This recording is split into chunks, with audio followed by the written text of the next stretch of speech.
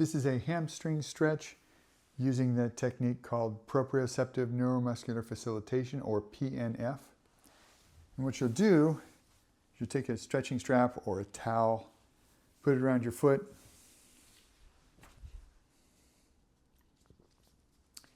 You go ahead and find the end range.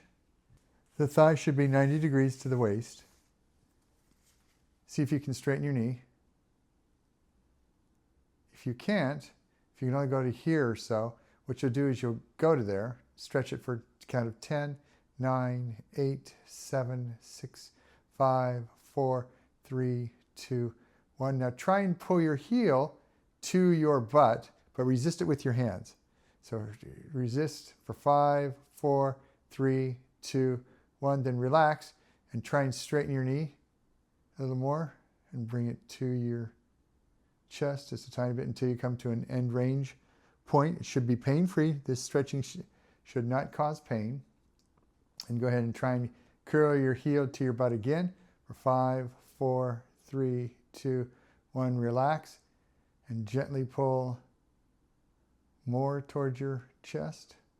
And that is a PNF stretch for your hamstring.